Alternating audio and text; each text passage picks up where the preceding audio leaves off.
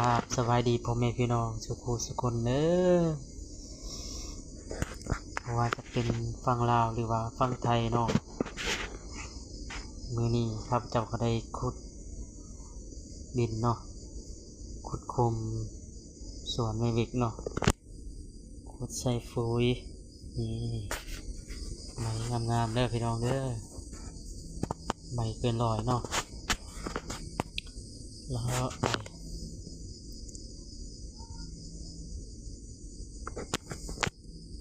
อันนี้ก็คือส่วนข้าวเจ้าเนาะส่วนไม่บิ๊กเด้อพี่น้องเด้อไม่บิ๊ก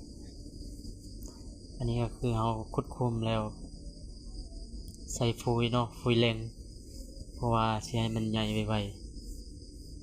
ๆขุดก็ได้ประมาณ 2-3 มือนี่เบิ่งแถวเนาะนี่ไม่ประมาณ2 ปีแล้วเนาะไม่2 ปีแล้วใส่ปุ๋ยแรงให้มันใหญ่ไวๆเนาะเดี๋ยวเราสิไปเลาะทัวร์เลยเด้อถ่ายบรรยากาศอยู่ให้เนาะ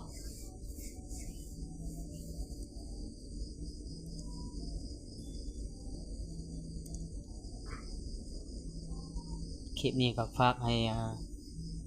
พวกที่ว่าเฮ็ดสวนเด้อพิเศษเลยก็คือผู้ที่ว่าเฮ็ดงานอยู่ไทยอยู่ไทยก็แล้วแต่เนาะเบิ่งคลิปนี้แล้วก็อย่าลืมกดไลค์กดแชร์แล้วก็กดติดตามนำเพื่อเป็นกำลังใจเด้อพี่น้องเด้อคำว่าผิดพลาดประการใดก็ขอโทษขออภัยเด้อพี่น้องเด้อเนาะมือใหม่เพิ่นว่าเนาะเฮาก็เรียนเนาะเฮาก็เรียนลง YouTube เด้อพี่น้องเด้อผู้ใดเบิ่งแล้วก็อย่าลืมกดติดตามเนาะเพื่อเป็นกำลังใจให้เฮ็ดคลิปต่อไปเนาะนี่สวนเนาะเฮามื้อนี้เฮาสิเลาะทั่วสวนเลยเด้อพี่น้องเด้อสวนเฮาก็คือประมาณเฮกตาร์400เนาะประมาณนั้นเนาะภาษาไทยก็คือ1 ไร่เนาะ1 ไร่400เนาะประมาณนั้นเลยบ่ค่อยเข้าใจปานใดเนาะ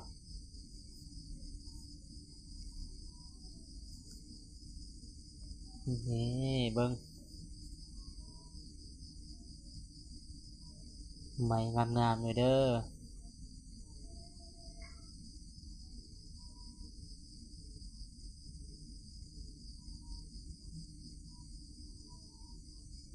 อันนี้ก็คือไม้ที่ว่าเฮาทางเรียบร้อยแล้วเนาะ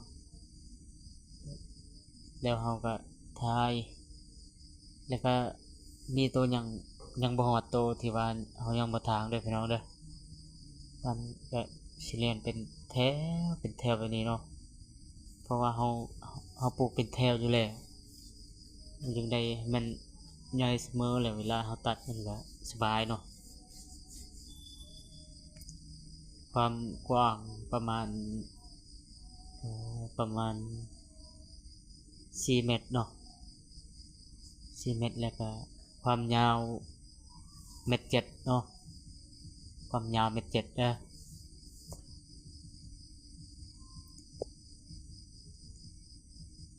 เฮ็ดเป็นแถวเลยนี่ผู้ใดมีส่วนไม้ที่ว่างามกว่านี้เนาะอันนี้ไม้ประมาณ2 ปีเด้อถ้าว่า 4-5 ปีขึ้นไปแล้วมันก็จะใหญ่กว่านี้เนาะอันนี้ถ้ากับผ่านไป2 ปีเนาะไม้เฮาปลูกปี2024เนาะไม้เฮาปลูกแต่ปี2024เนาะอันนี้ก็คือส่วนที่ว่าเฮายังบ่ทันได้ถางเนาะมันก็มีหญ้ามีนั่นแหน่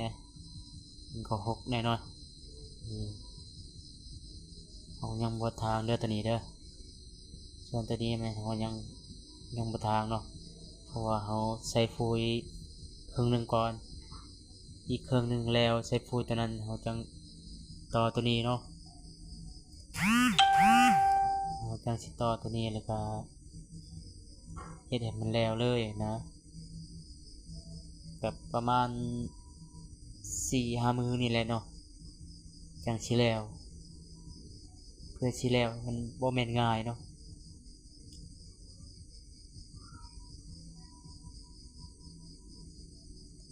นี่อยากถ่ายเนาะใช้โทรศัพท์เด้อมันบ่แจ้งปานใดเนาะมันบ่คือกล้อง iPhone เด้อ